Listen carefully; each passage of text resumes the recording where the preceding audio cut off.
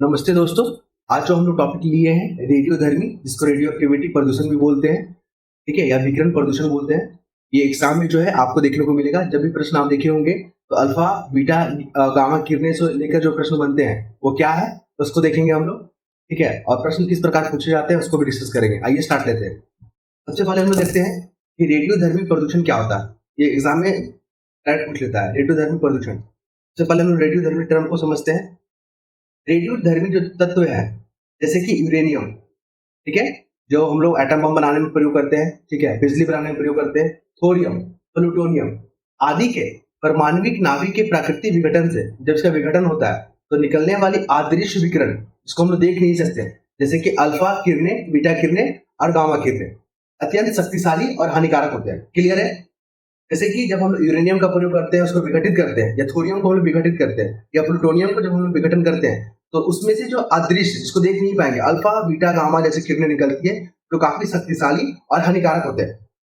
इन विकिरणों के पर्यावरण और सजीवों पर, जैसे पर्यावरण हमारे एनवायरमेंट हो गया, पेड़ पौधे, जीव जंतु, और सजीव जैसे कि जीव जंतु और मानव पर त्वरित एवं गंभीर दुष्प्रभाव पड़ते हैं। क्लियर है? इन तत्वों को रेडियो सक्रिय या रेडियोधर्मी तत्व ये तथा इस गुण को रेडियो एक्टिविटा या रेडियो एक्टिविटी कहते हैं। इन विकिरणों के कारण पर्यावरण को उत्पन्न दुष्प्रभाव को विकिरण रेडियोधर्मी प्रदूषण कहते हैं।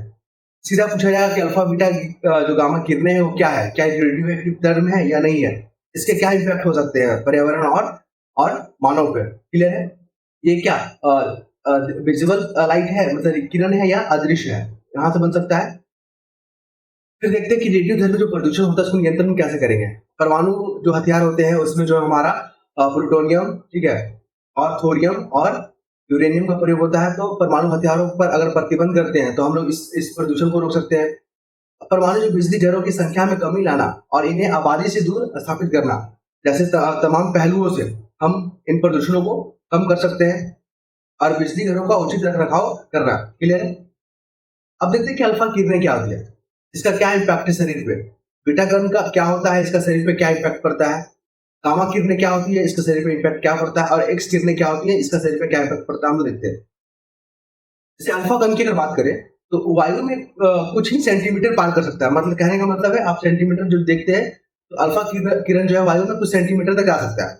तथा सजीव ऊतकों, जो सजीव का जो ऊतक होता है, जो सेल का समूह से बनता है, जिसको ऊतक बोलते हैं, वे केवल 30 मिलीमीटर अर्थात लगभग 3 कोशिकाएं पार कर सकती है। मतलब अल्फा किरण जो है, अल्फा कण जो है, सामान्यतः त्वचा में नहीं घुस सकता, हमारे जो स्किन में नहीं घुसेगा, परंतु डीएनए के एक या दोनों जो सूत्र के खंडित कर सकता है। हमारा जो डीएनए होता है या तो सिंगल स्ट्रैंड होता है या डबल स्ट्रैंड होता है, तो वो दोनों को खंडित कर सकता है। इसमें ये पावर होता है अल्फा कण में। क्लियर है? हमारे शरीर में नहीं घुसेगा, लेकिन हमारे डीएनए में छेड़छाड़ कर सकता है। ठीक है, छेड़छाड़ कर सकता है या इम्पैक्ट कर सकता है हमारे डीएनए में अल्फा कण। बीटा कण का देखते हैं क्या प्रभाव पड़ता है। तो वायु में लगभग 8 मीटर तक सजीव ऊतक में लगभग 1 सेंटीमीटर तक पार कर सकता है, त्वचा को भेद सकता है, लेकिन उसके नीचे ऊतक को हानि नहीं पहुंचा सकता है। मतलब हमारी स्किन को तो इम्पैक्ट करेगा, लेकिन हमारे उसके अंदर का जो ऊतक है उसको इम्पैक्ट नहीं करेगा। जैसे कि त्वचा कैंसर और आंख से में सफेद मोतियाबिंद हो सकते हैं। कहने का तात्पर्य, त्वचा कैंसर हो सकता है, सफेद मोतियाबिंद हो सकता है। ठीक है, ये बीटा कण के जो है होते हैं रेडियो एक्टिव जो तत्व है, इसके कारण जो है मोतियाबिंद और कैंसर जैसी बीमारियां हो सकती है। आइए देखते हैं गामा किरण। वायु में लगभग 100 मीटर पार कर सकती है, त्वचा को आसानी से भेद सकती है, शरीर में गुजर सकती है। आइए देखते हैं। कोशिकाओं में उत्परिवर्तन, म्यूटेशन। म्यूटेशन क्या होता है? जब आपके जेनेटिक में अचानक कुछ परिवर्तन होता है, कुछ नया चीज देखने को मिलता है आपके जेनेटिक्स में, ठीक है, तो उसको क्या बोलते हैं? म्यूटेशन बोलते हैं। अचानक से कुछ परिवर्तन कर गया। और कैंसर और अधिक मात्रा में तत्काल मृत्यु भी हो सकती है गामा किरणें के कारण। तो म्यूटेशन के लिए कौन इम्पैक्ट प्रभाव कर सकता है? गामा किरण। अब आते हैं एक्स किरण, जो हम एक्सरे वगैरह करते हैं, ठीक है, बहुत दूरी पार कर सकती है, मतलब बहुत दूर तक ट्रेवल कर सकता है। इसमें वाई किरणों, जो गामा किरण है, उससे अपेक्षाकृत कम ऊर्जा होती है। अगर पूछेगा कि एक्स और वाई में किसके पास, एक्स किरण और गामा किरण में किसके पास ऊर्जा अधिक है, तो एनर्जी सबसे ज्यादा है गामा किरण के पास है। ठीक है, ऐसा स्टेटमेंट बना के पूछ लेता है।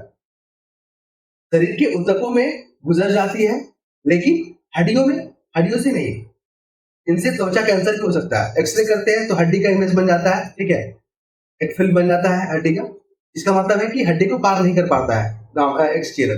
क्लियर है? तो हम लोग म्यूटेशन को देख लिए, तो गामा किरण हड्डी को पार नहीं करता है, एक्सटीरियर, ठीक है।